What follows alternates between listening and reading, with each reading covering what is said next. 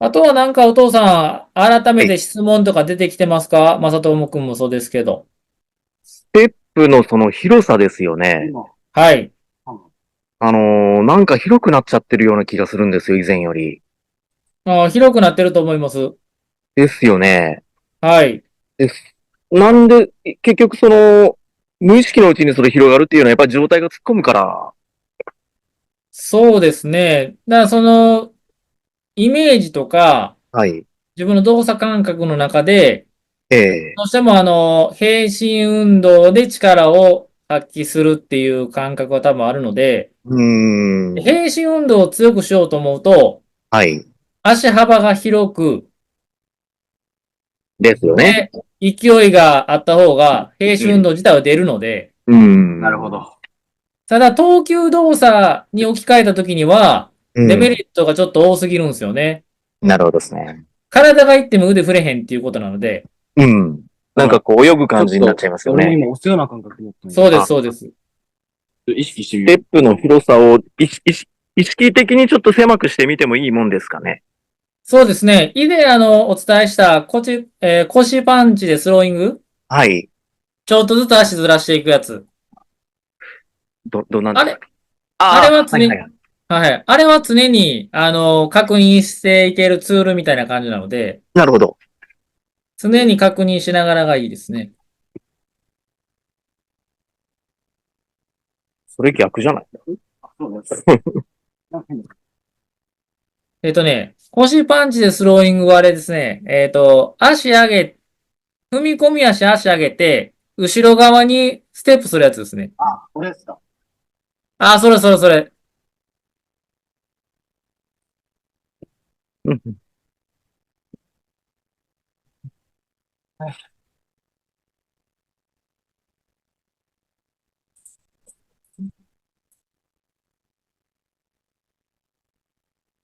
そう腰パンチでスローイングで、自分のステップ位置をちょっと確認して、そこの幅が一番いいですね。またお父さん動画、以前のやつ送りますね。わかりました。はい。お願いします。その時のレッスンのやつを。あ、はい。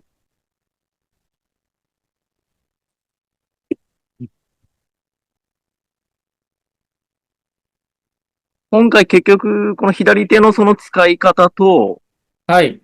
その体重移動中のその重心位置がはい。若干右側にないといけないっていうことですよね。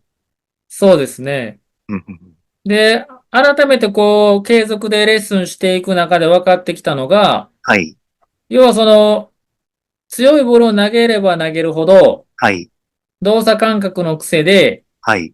低心運動が強すぎてしまって腕が遅れてきて、うん、うん、うん、うん。うん。腕がかえって振れない状態になっていくっていうのが分かったので、なるほど。要はいい感じの感覚で投げれてる時うん。の動きが出力上げてもできるようになれば、うん。鬼に金棒なんですけど、なるほどですね。はい。私でも方向性は間違ってないです。例えば足上げスローイングとか、はい。腰パンチでスローイングとか、ええ、いや必要な練習なので、やっぱり。なるほど。ただ若干、さっき腰パンチでスローイングやってもらった時に、はい。ちょっと以前とは動きが違うんですよ。ああ、そうですか。なので、やっぱスタンス、うん。そうそう。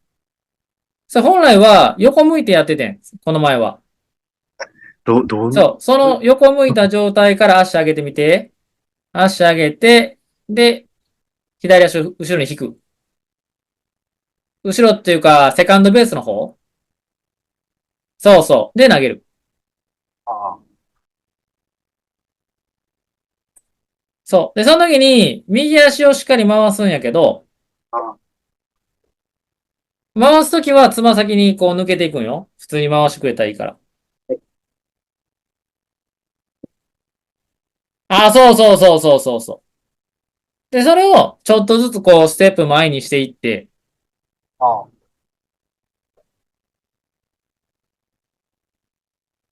ちょうど室内でやってくれてはったと思うんですけど、はい、はい。れをちょっとずつステップを前にしていく。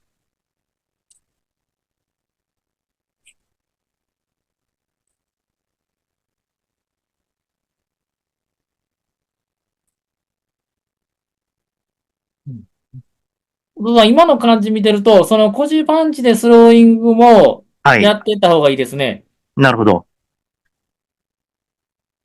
例えば今見てるとね、はい。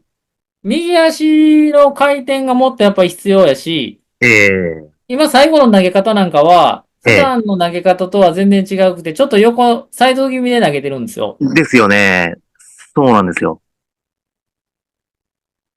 やし、うん。いい感覚が抜けてる感じがしますね。うん。はい。やし、まだこの後参考になる動画、ちょっとピックアップして送らせてもらうので、またあ、見てもらって、了解です。お願いします。はい。質問あればまたしていただけたら、わかりました。はい。了解です。ね、グラブの使い方はさっきおっしゃったまっすぐからちょっと下に回転しながらいそうですね。く感じですね。はい。あと、うん。一つ練習はい。方法でお伝えしたかったのが、はい。今、例えばこのお庭でもできる練習なんですけど、はい。ネットに今投げてくれてますよね。ええで、後ろからスピードを測れるものがあれば、まあ、スピードをああ、測っていくんですけど、はいはい。今この状態で足上げスローのマックス測るなるほど。とか、逆はい。さまスローとか腰パンチでスローイングでマックス測る。ええで、そのマックスを更新する練習をしてほしいんですよ。なるほど。すると、力ははい。絶対入るんですよね、体に。はいはいはい。でも、適切な動きをその中で探っていく活動になるので、なるほどですね。やし、軽く探るよりも、うん。出力を出そうと、いいボーうん。ルを掘ろうとしたうん。中で探る取り組みになるので、なるほど。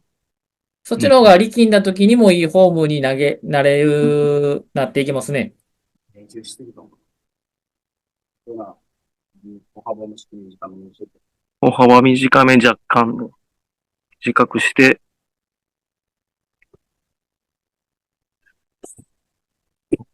あ、これだったらブレちょっと少ない。うん。横への。今、半歩歩幅をちっちゃくしたんですけど、うん、あの、投げ終わりの、このうん、横のラインのブレってやつ。そうん。れがちょっと少なかったようには感じました。今、一挙手投げないとわからないんですけど。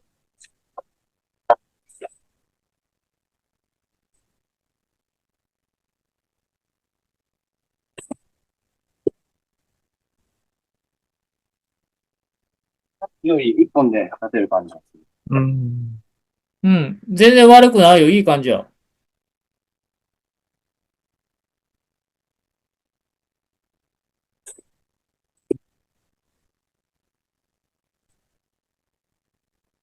多分、レッスンで言うと、初回レッスンでお伝えした内容ですね。あ、そうですね。歩幅のやつは、はい。うん。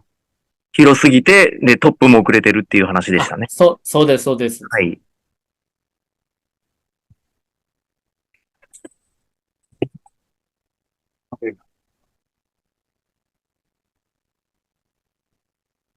また知らず知らずのうちにそのステップが広く勢いがついてなってしまってるっていうことですかね。